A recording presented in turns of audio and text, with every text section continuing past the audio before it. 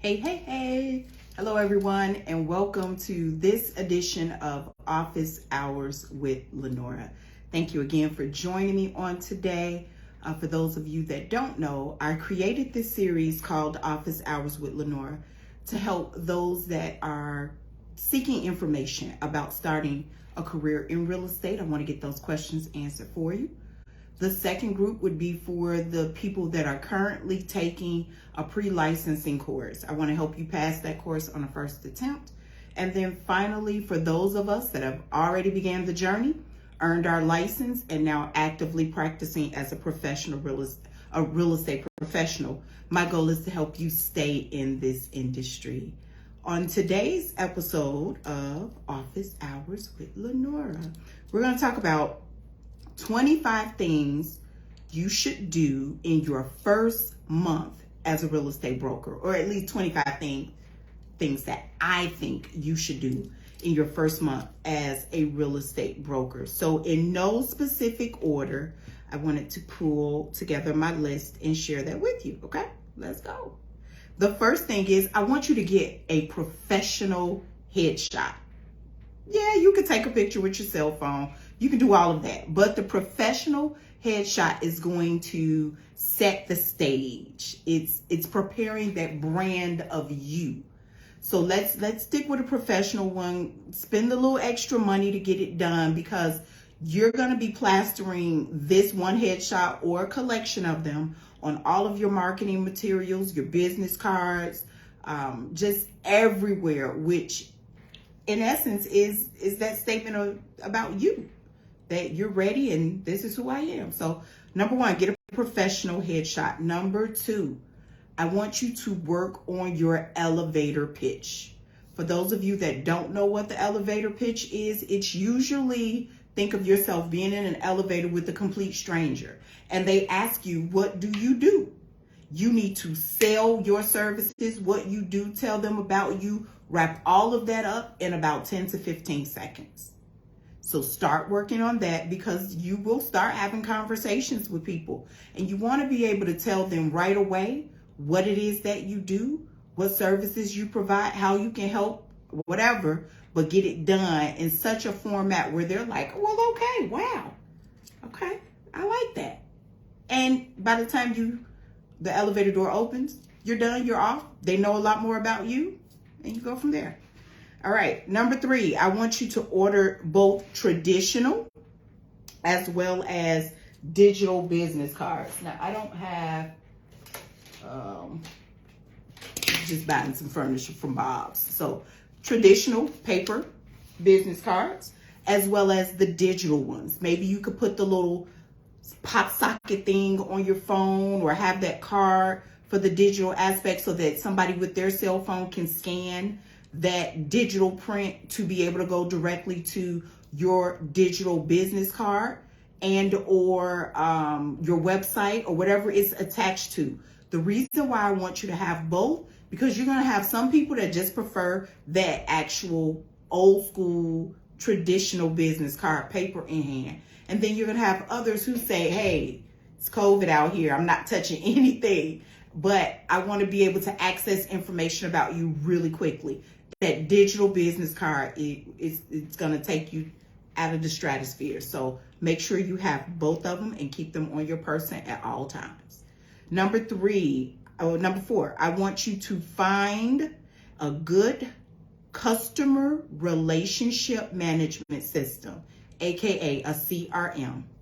You're going to need a good tracking method or a good system so that you can stay on task, so that you know where you are in a process. If you're just meeting a buyer or you just met with a seller and the inspection is next, or the title needs to be ordered and you need to check in with the attorney, or you have questions, or so on and so forth. Also, you want this CRM tracking system. It's going to help you to convert your leads. You want to be able to know where you are with a lead, because hopefully you're going to be working with more than one person. So to be able to say, hey, my CRM tells me on Monday I need to call these 100 people, On Tuesday, I need to send this set of people or this group of people an email about my services. On Wednesday, I need to follow up with my past clients. I'm checking for birthdays. I'm checking for anniversaries. The CRM is like your digital personal assistant in a sense. And it also helps to shape your day so that you know exactly what you should be doing and how fast you should hopefully be converting your leads. Number 5, I want you to work on your sphere of influence. That is the group of people that know you. I want them and I want you to let them know that you are now in the business, that you are a practicing real estate professional. Yes, you're new, but who better to take a chance on you than somebody that already knows you? So work on them. Make sure you also add them to your CRM. And then that way you can keep up with them, holidays, birthdays, special events or life events that are happening with them. Number 6, immediately, as soon as possible, definitely within 60 to 90 days of you finishing of you earning your real estate license. I say get it done within the first 30 days, then it's out of the way. But I want you to take the 45-hour post-licensing course. Yes, I know you just finished a pre-licensing course. Yes, I know that you just passed the test and you're tired of school and studying and paying all this money and you haven't made any money. But the reason why I want you to take it so quickly after you earning your license is because the information is still fresh in your head. So we just finished the renewal cycle as of April of this year, 2022. The next time that you have to renew this license will be April of 2024. Can you imagine all of the information you're going to forget in 2 years or less than 2 years? So it's better to get it done within those first 30 days, out of sight, out of mind. Plus, IDFPR will soon, if they have not already, start doing audits. And at a point, new licensees will be required to complete this 45-hour post-licensing course before they can start doing things like transactionally handling of cash or monies, earnest monies. You're going to have to pass this portion before you can start fully working with your clients. So do it now. All right, number 7, I want you to clean up your social media accounts. Clean them up. Go through from the very beginning, scroll all the way down to when you joined, even if that was in 2007. I want you to go that far back or however far it's been since you've been on all of your social media accounts. And I want you to take out that craziness that might be on your account, because now the public is looking at you. And whether you were good, bad, ugly, or just perfect overall, your personal social media accounts represent you just as much as your professional. As well as I want you to create business pages, whether that's LinkedIn, whether that's Facebook, whether it's Instagram, Snapchat, whatever, TikTok. I want you to have a business page from whatever social media platform you choose that reflects your business. And don't put anything else on there but business stuff. Your personal page reflects who you are outside of your business, during your business, after your business, on your business, don't matter. But that business page needs to remain business. Have to. I do. So hopefully you do too. I want you to take the free training through your local MLS, your multiple listing service. In my neck of the woods here at the Chicago Association of Realtors, we use MRED. So whether that's MRED or Connect MLS, whomever, contact them. They have free classes to teach you how to use the MLS. Take advantage of those free classes. Like with MRED, they even offer to work with you. You can get a tutor or someone from MRED to work with you one-on-one. So if you're having trouble maneuvering and navigating through the multiple listing service, you can schedule to take some free classes. You can schedule to have someone to meet with you virtually in person, whatever the case may be, to help you become the master of that system, because that's where your bread and butter will be. Every listing that you list is in the MLS, hopefully. Every buyer that is looking or searching for properties will be accessing the MLS through you. So you want to make sure that you know what it looks like, how to use it, how to manipulate it, in a sense, to get the information that you'll need. So taking those free classes will help. Number 9, I want you to take 60 minutes per day to simply just play around with the MLS. You're not going to break it. And even if you break it, call the help desk. They'll put you back on track and they'll fix it for you or tell you where you've made these mistakes. I want you to learn how to run the reports. I want you to know your market, because if you're working in a specific area, you need to know information about the expireds, about the cancels, what's new and active to the market, what's sold in your area. You can't be the area expert and you don't know what transactions are happening in your farming area. So make sure that you're checking the MLS regularly, daily. I used to check it first thing in the morning when I got up, said my prayers. When I was actively representing clients, the second thing that I did was went to that MLS, and then I hopped in the shower and did whatever I needed to do. But I wanted to see how busy that MLS was from the night before when I closed it to what happened, what new listings hit the market. Because if it was criteria in my customer base area, then I had to be the first one to show those listings because we needed to close. So make sure you are checking the MLS, because there's a saying, the path is in the math. Know your numbers. If you don't know your numbers for your area that you're working, if you don't know your numbers when it comes to the comps and what an area is actually trending or selling for, then you're going to miss out on a lot of opportunities and you're not going to look as knowledgeable about your area. Okay. Number 10, I want you to host some open houses for other brokers in your office. Okay. So you're brand new.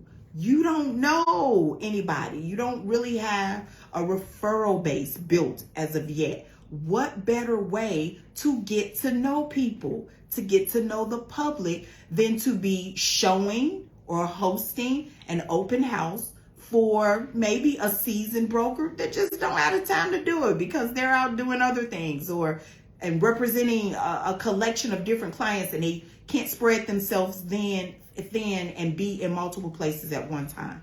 With you being new, it's an opportunity for you to negotiate and work with that other broker and say, hey, anybody that comes through this door that's not represented by a broker contractually, they work with me. I get first dibs and the opportunity to represent them. Those are not your leads. And they might say, hey, you're doing me a favor by just doing this open house for me. Chances are we could possibly get a buyer from this. They're going to give you all of those leads, hopefully. You better work those leads. Make sure you put them back in your CRM, okay? Number 11, I want you to offer free CMAs, which are pretty much home evaluation reports, comparative market analysis reports. When I started out in the business, I used to practice with my parents, and I would look through the MLS, look for the comps in their area, and then role play with them to pretend like they're calling me over to come and do an inspection of their home to list it for sale. What would their house potentially sell for? How many other properties in their area sold? How many properties that listing expired because maybe the price was too high? So I did a lot of that role playing. I offered my service. Hey, give me a call, contact Lanora if you have an idea or want to know how much your home could possibly sell for, or what properties in a specific area are selling for. Here's a free CMA. Let me know. Let's talk. Let's work together. Boom. Okay. Number 12, I want you to shadow other brokers. This is the best way to learn, because when you're brand new, you don't know what you don't know. So be nice to the brokers that might be in your office physically, or if you're in a virtual office, reach out to them, let them know, hey, I'm new to the office. I'm just kind of looking around, getting to learn and know more about individuals. If there's ever an opportunity for us to kind of work together, maybe I can shadow you on a listing appointment, or when you're representing a buyer on some showings, I can tag along. I promise I won't input or insert myself and say anything, but I just want to kind of see and learn from the best or one of the best, butter them up a little bit. It will help your business, trust me. Number 13, I want you to attend the broker open houses and caravans at your office. Basically, there is a difference between the general public open house and the specific open house that the brokers have, where we as the professionals are coming in looking around at a new listing that a specific broker from our own office or a different office may have a special day set aside for you to come around and just take a look at their new listing. This is also an opportunity for you to network and meet with other brokers. Kind of pass your cards around, let them know, hey, this is what I'm doing. I'm new. I want to learn. I want to take advantage of opportunities like this. Hey, is there a way that I could possibly help you in your business? Make sure some clients are represented well, or get to shadow you. Start networking, start talking, put yourself out there. Number 14, I want you to find a mentor. I do. I want you to kind of look around and see who's doing what, who's closing those deals in your office, who might be in a position that you could ultimately see yourself achieving one day, and then offer them an opportunity or ask them would they like to go out for a cup of coffee or a cool drink or something of that nature, so that you can kind of sit down, definitely pay for it, pick their brains for as much knowledge as possible to be sure that you're getting some of those preliminary, how did you get started in the business? And what were some of the things that you did that caused you to gain so much success? Sit down with this particular potential mentor, and find out how you can improve your business, grow, and possibly link up with them to help you expand and grow your business, okay? Number 15, complete the new member orientation and the new member ethics course at your local association. You're probably going to be required to do this within 90 days of you joining the real estate association. It's best to get it out of the way sooner than later. The reason why I say do this class, well, these two, the new member orientation and the new member ethics, as well as that 45-hour post licensing, we want to catch you at the association level before you get too busy. It is important that you get this type of work done before you get too busy, because then you're more apt to kind of push it to the side and say, I'll just get to it. But by not doing the new member orientation, by not doing the new member ethics course with your local association, you could potentially be removed from your association. You can be excluded from things because you're not in compliance. It's our way of making sure that we've rolled the red carpet out for you. We've shown you through what type of committees, what type of departments, who to go to if you need to file a grievance, what additional education classes you are required to take and complete, the time frames to get those things done, when your dues are due. So we never want you to be in a position to say, I didn't know, nobody told me. Getting this done within 30, 60, 90 days of you joining the association, huge. Number 16, I want you to draft a business plan. Yes, I want you to draft a business plan. You got to write the vision. How do you know where you want your business to go if you don't write it down? Write it down, jot it down. What's your goals? Get to know, this is what I'm expected to do. This is what I would like to do. This is what I ultimately did. Writing that business plan takes you from the very beginning, and it helps you statistically be able to look back and say, I did this by this date. I did this within 30 days. I did this within 60 days, 6 months, a year. So that next year, you know where your dollars went for marketing, all of those types of things. And you know when you were the busiest. You see, because on paper, you structured it to show you, I did this, which helped me to achieve that. Okay? All right. While you're writing that business plan for number 17, I want you to create daily, weekly, monthly, annual goals. Yep, I want you to plan. Because by not planning, what are you doing with your day? How do you know you've met a benchmark? How do you know you've achieved a goal? So if the goal is every day, which was one of mine, that I'm going to go in and I'm going to cold call 100 prospective leads. Hot leads, warm, cold, whatever. Call 100 people. Ask them, is there a need for a service, real estate related, that they may have? How can I help you? Answer any questions. If you're working in an office that offers floor time, meaning you're the broker of the hour that's available to answer any calls that are coming in through the business, and you can answer those calls and potentially get leads that way too. I want you to plan for that. If you got, things that you have to do on a social level, if you have to go to one of your kids, grandkids, children, nephew, niece, I don't know. If you know you need to be out of the office, put that on your plan so you don't double book, overbook yourself, and now you're unable to meet the needs of your clients. So, right, create your plans. 18, consult with your insurance agent to ensure that you have enough coverage. The one thing you do not want to do is have somebody in your vehicle. You're driving them around to go show them, hopefully, a property that they're ultimately going to purchase. And then you get into an accident which causes your limits of liability to be exceeded.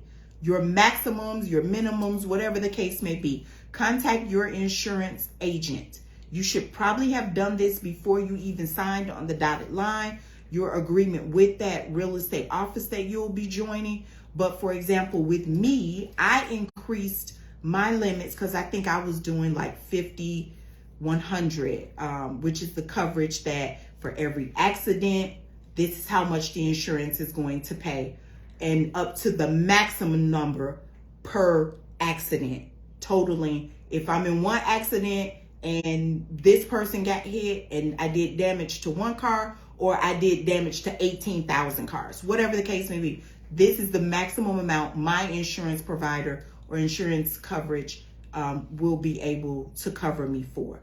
I increase my numbers because I own property. I have other things going on in my life. I don't want to be sued to the point where personally it depletes me 100%. So I increase my limits. I pay a little more extra every month, but I'm covered. I want you to be the same. Number 19, I want you to preview some properties and practice showing them. Yes, I want you to go into homes. They can be vacant, but make sure that somebody knows where you are and that you are safe as well. But I want you to go in and start looking around and practicing out loud. This is the bedroom. This is the primary bedroom. This is the bathroom. Look at the fixtures. Look at the amenities. Look at the updates, the renovation work, if there's been any. Look at the furnace. Look at the fuse box, the circuit breaker box. Know the difference between the two. I literally would do the toilet dance to show my buyers that if you're buying a property like this, I would stand over the toilet, wrap my legs, and shake.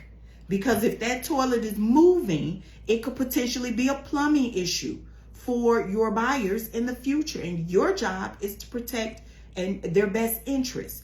So make sure that you're going in previewing these properties, and you'll get more accustomed to knowing the difference between a two-door home, a 1.5 story, a tri-level, a bi-level, all of the above. Get better at that. I want you to be resourceful. For number 20, be resourceful. Get affiliated. Work your magic with your real estate association. Get involved.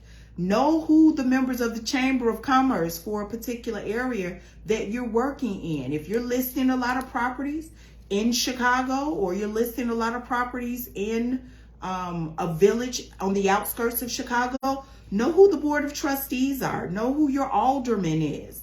Know where the resources, the libraries, the police stations, the grocery stores. Know where all of those areas are that your future buyers and sellers will need help with and knowing as well. You might be able to even put together on your website these central locations and places for people to have knowledge of. The more resourceful you are, the more your services will be needed. So try to make yourself a resource. 21, work on your buyer and seller presentations. I want you to role play. I want you to rehearse with others like I did with my parents when I was starting out. I want you to use a mirror, even your cell phone. Record yourself. Listen to how you're speaking, how you pronounce it, enunciate, whatever the case may be, different words, how that may convey or come across to someone else.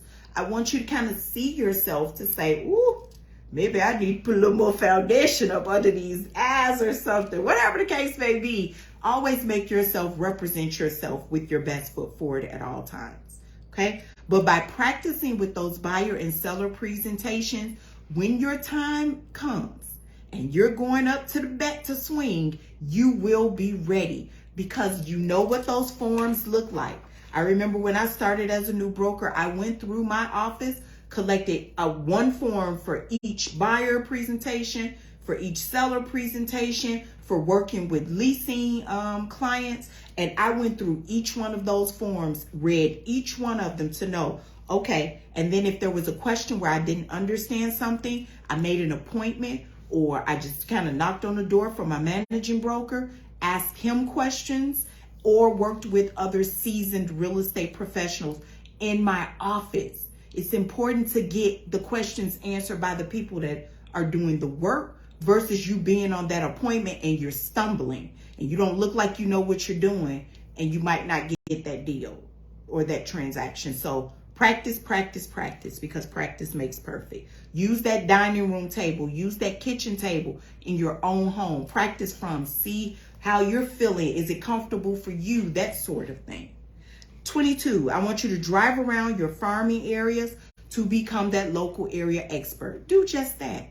How do you not know that they're putting up a new Starbucks on Torrance? That happens to be my preferred beverage in the mornings. But you want to know what's coming to, and to be able to be that person to say, oh yeah, yeah. You want to be able to say, go over here, because Bob at the local Ace can help you with questions that you're having about that new bathroom fixture. Look like the subject matter expert, local area expert. 23, figure out your lead generation technique. Remember, I told you earlier that I would go in every morning and start contacting and calling 100 prospective leads, cold calling. If that's your thing, if that's your technique that works for you, boom, do it. I'm not real big on cold calling. I think there are other ways that you can contact people, meet people. Social media is a big one. Online marketing. What else? The open house that I told you to start hosting. And I'm hoping that you're going to be doing those weekly. I'm hoping that you put some promotion out there about you. But make sure that you're doing something and that you find a technique that works for you. Because what works for you, I want you to master it. So that thing just keeps feeding you the leads. You got to enjoy it. If you don't enjoy it, if you're not consistent with it, you're not going to master it. You're not going to be good at it, and it's not going to work for you. So figure out what that technique is. 24, figure out how much your hour is worth. I learned this from a former president of the Chicago Association of Realtors, Mr. Maurice Hampton. Hey, Maurice. All right. Maurice taught a class, and I was sitting in the class with him as a student, and he broke down to us because he asked the question, do you know how much your hour is worth? So if I were to give you money right now for you to spend 1 hour with me, how much would that be? How much would I have to pay you? The reason why you want to know how much your hour is worth is because if somebody's going to waste your time, that's how much money you're potentially losing. But if you can do and accomplish multiple things in that 1 hour, you've made yourself money and you've saved yourself money. Don't do things like stand at the water cooler or stand over there and chat over coffee for 30 minutes and now you're behind in the rest of your day. Your hour is worth more than that. So you've got to factor in fluff time too. Yeah, I'm just going to walk around. I'm just going to see who's in the office today.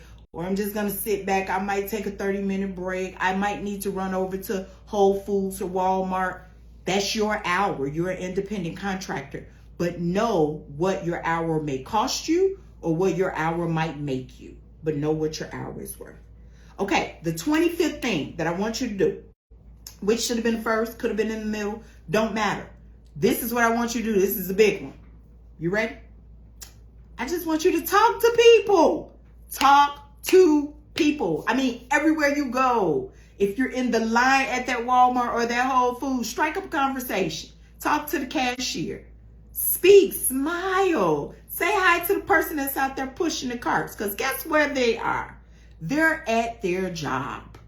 And that person, when they leave their job, need to go to a place of residency, aka their home. Why should you not be that person that sell them or help them find their next home or apartment? Talk to people. Let people know what you're doing. You can't be a secret broker in this business. So if you're that shy type and you don't like to approach people, you might be in the wrong business. But talking to people will get your name out there faster than if you're not talking. Talk to people. So those are my 25 tips to help you your first 30 days as a licensed real estate broker. Some may seem simple, some you probably didn't know. I hope that the list does help you. All right, at the Realtors Real Estate School, we'll be starting some additional classes in September. Want you to join us in those classes. So let me see. September 12th is a big day for us because we have 2 classes starting on that day for the brokers. We'll start the in-person sessions at our downtown location at 430 North Michigan Avenue. In the evenings via Zoom on September 12th, we'll start our broker evening Zoom classes, which will be held on Monday, Wednesdays, and Thursdays for a little over 6 weeks, 5:30 to 9:15. And at the tail end of September, beginning September 26th in the evenings, if you are working during the day, but you potentially want to take a residential leasing agent course, this is the time to do it. It's the last one for the year. So for 4 evenings, 5:30 till 9:15, beginning September 26th, we'll have our 15-hour residential leasing agent course via Zoom. So you can get it done right after work. Okay? I hope that my list has helped you today, the topic of choice today, as well as I hope to see you soon in one of our classes. But just know if you have any questions related to getting started in the business of real estate or staying in the business of real estate, you know what to do. Check the blurb up above, schedule a Calendly appointment with me, or just give me a call. But I look forward to hearing from you soon and seeing you on the next episode. Ta-ta for now. Bye-bye.